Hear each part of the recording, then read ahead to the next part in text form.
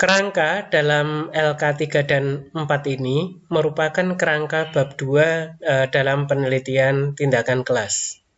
Yang kita bahas, yang pertama adalah kajian teori atau pustaka, yang kedua adalah penelitian yang relevan, ketiga adalah kerangka berpikir, dan yang keempat adalah hipotesis tindakan. Khusus untuk poin yang keempat, yaitu hipotesis tindakan, ini dalam buku 4 PKB memang tidak dituliskan secara tersirat. Artinya tidak wajib. Namun dalam diklat kali ini sebaiknya ada. Baik, saya bahas satu persatu. Yang pertama adalah kajian teori atau pustaka. Teori ibaratnya adalah sebuah bangunan ide sehingga kita bisa memberikan penjelasan secara sistematik. Hal ini juga kita bisa membuat sesuatu atau penjelasan secara komprehensif mengapa hal itu terjadi. Ya, ide ini selanjutnya membentuk sebuah konsep yang dapat dipertanggungjawabkan secara ilmiah. Dari ide 1, ide 2, ide 3, ini nanti kalau dijadikan satu akan menjadi sebuah seperangkat konsep yang bisa dipertanggungjawabkan secara ilmiah. Teori itu ibaratnya adalah sebuah pisau analisis atau alat bantu penelitian untuk mengupas tuntas permasalahan yang dihadapi guna mendapatkan solusi yang tepat. Saya ambil contoh sederhana. Kalau saya mengambil satu teori misalnya tentang aktivitas belajar, maka bagaimana teori ini yang kita ambil dapat dipertanggungjawabkan?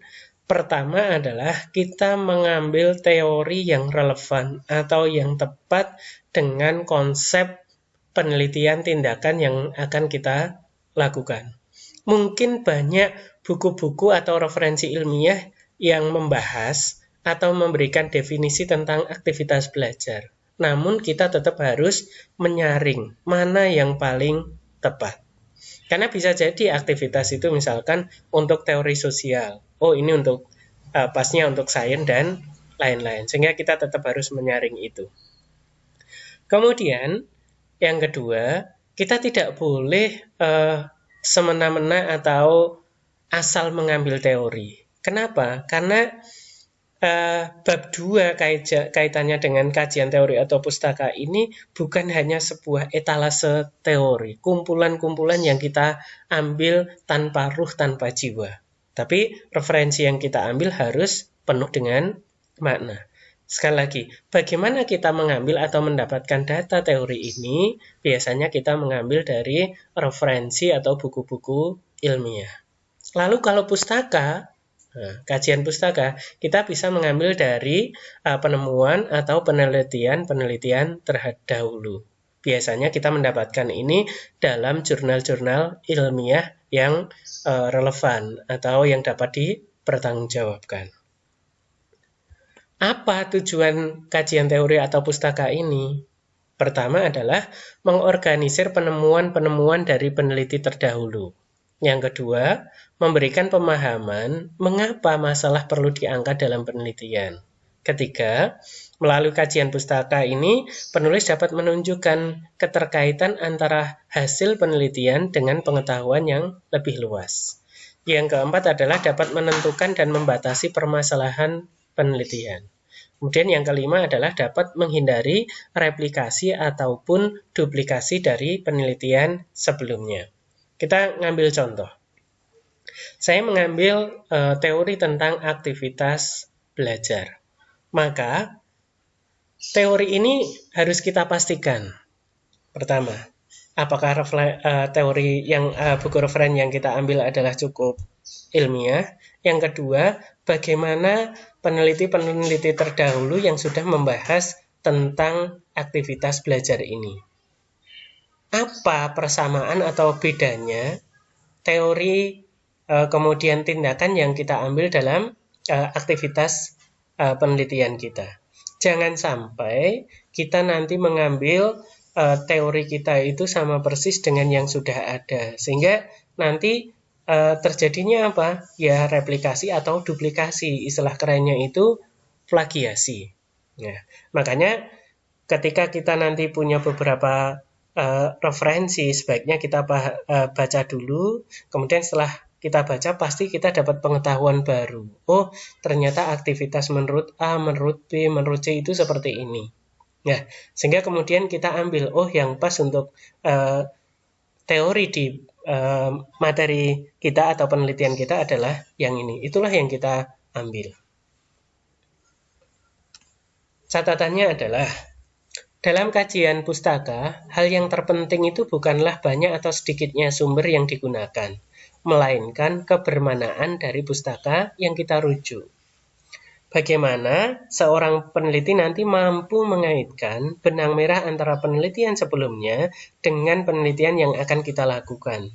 Ya, apa bedanya? Yang kita katakan di awal tadi adalah ada sentuhan inovasi baru. Walaupun mungkin inovasinya hanya sebuah modifikasi. Lalu bagaimana cara menentukan kajian teori atau pustaka ini? Hal utama yang harus kita perhatikan adalah variabel apa yang ada di penelitian kita. Melihatnya di mana? Yaitu di judul atau subjudul dari penelitian kita. Nah, setelah kita dapat variabelnya apa, kemudian kita baru ambil teori yang relevan apa. Tentunya teori ini harus berdasarkan dengan permasalahan yang kita teliti. Kemudian, usahakan juga kita mengambil teori-teori terbaru. Ya, kecuali kita mengambil referen yang pertama kali menulis, misalnya kita ngambil model discovery learning. Saya kira banyak sekali buku-buku atau jurnal yang membahas tentang discovery learning. Tapi kita ingin melacak siapa sih penulis pertama dari discovery learning. Mungkin itu sudah 10, 20, atau bahkan 30 tahun yang lalu. Nah, itu boleh kita ambil referen aslinya. Untuk referensi buku atau jurnal, itu sebaiknya kita mengambilnya adalah 10 tahun terakhir, di mana 5 diantaranya, itu baik buku maupun jurnal itu adalah 4 tahun terakhir. Kalau sekarang tahun 2020, berarti paling tidak ada referensi 2017, 18, 19, 20 ini yang jumlahnya adalah minimal 5. Yang tidak kalah penting adalah ketika kita nanti mengambil kajian teori atau pustaka ini, pastilah nanti kita banyak membaca. Saya ambil contoh sederhana bagaimana nanti kita akan mengambil konsep teori atau pustaka yang kita ambil. Misalnya judulnya adalah penerapan model discovery learning berbantuan MPI, media pembelajaran interaktif, untuk meningkatkan aktivitas dan hasil belajar materi trigonometri pada siswa kelas 10 akuntansi 1 semester 2 SMK X tahun pelajaran 2020-2021. Kita harus memahami judul pertama dulu ini. Yang pertama adalah penerapan discovery learning. Berarti nanti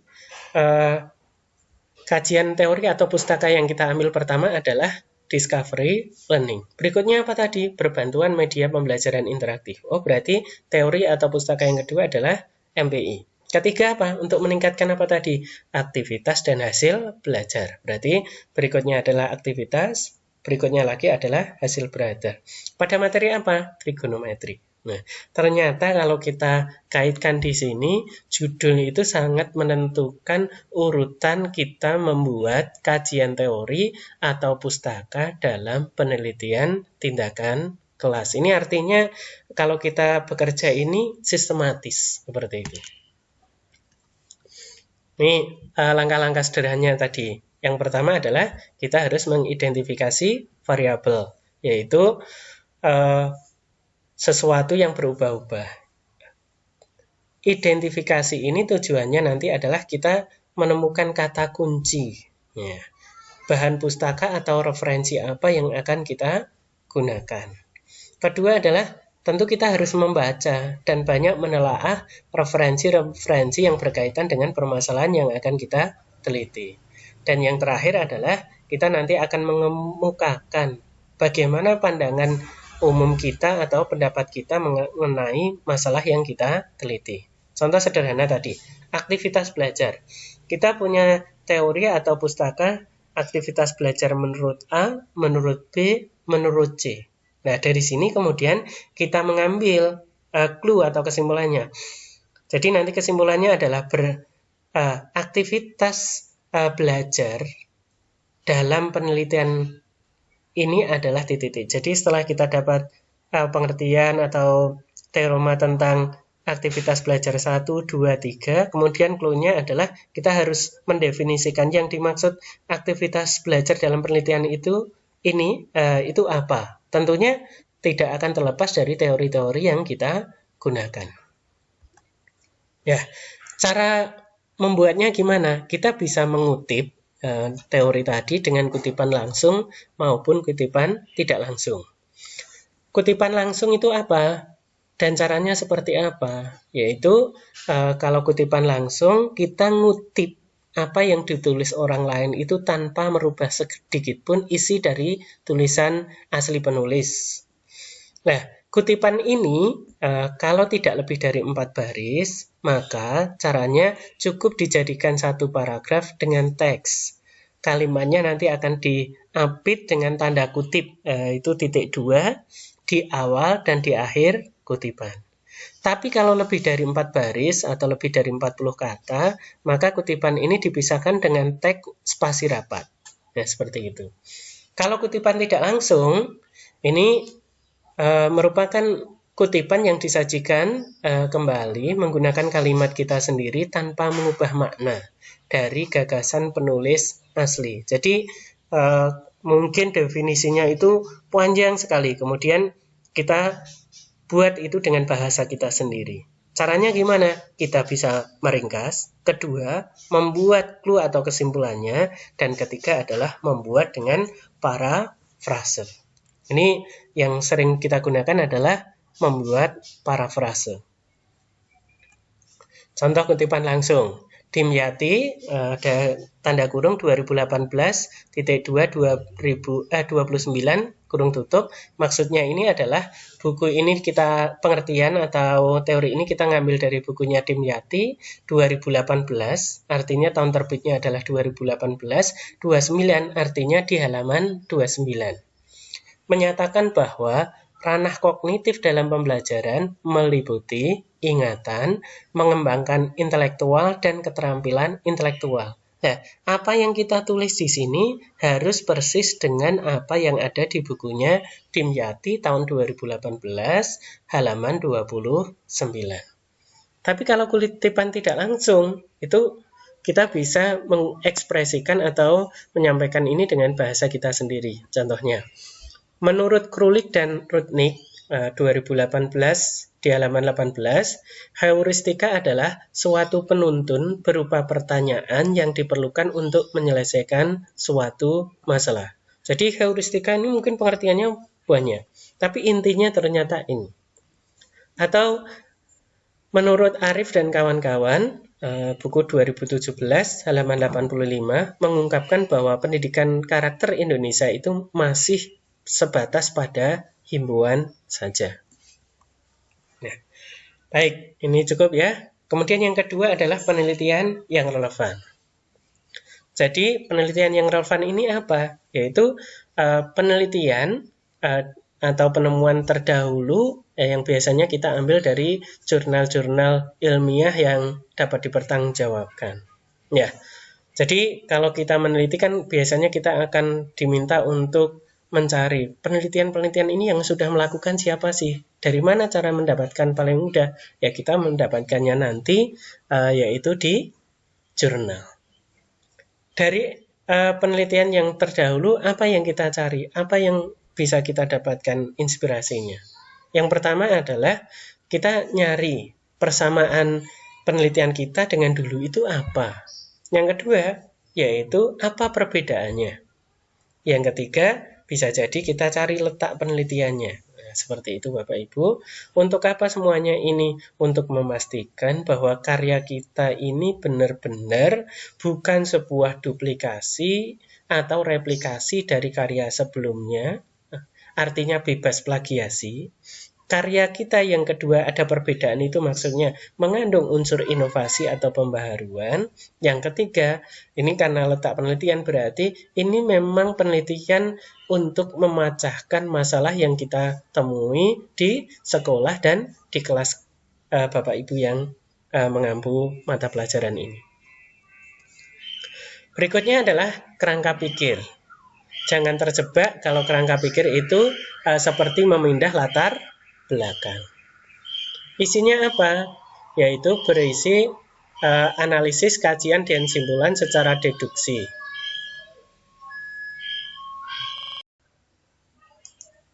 Baik, berikutnya adalah kerangka berpikir. Dalam menulis kerangka berpikir ini, sebaiknya kita hati-hati dan jangan sampai terjebak dengan menulisnya seolah-olah seperti konsep menyusun latar belakang. Lalu bagaimana cara menulis kerangka berpikir ini? Yang pertama, kerangka pikir itu berisi analisis, kajian, dan simpulan secara deduksi hubungan antar variabel berdasar teori dan hasil-hasil penelitian yang sudah kita bahas sebelumnya. Yang kedua, kerangka pikir ini berisi pendapat dan pandangan penulis terhadap teori yang sudah kita kemukakan sebelumnya juga. Nah, kerangka pikir ini juga merupakan penjelasan sementara terhadap gejala yang menjadi objek permasalahan, tentunya menggunakan alur berpikir yang logis. Hal-hal yang perlu kita perhatikan adalah yang pertama. Tadi sudah disampaikan bahwa kerangka pikir ini berdasarkan teori atau penelitian yang sudah kita bahas sebelumnya. Tapi ingat, ini maksudnya bukan hanya kumpulan teori atau pustaka, tapi benar-benar teori atau pustaka yang sudah kita pilih secara selektif untuk membangun kerangka argumentasi.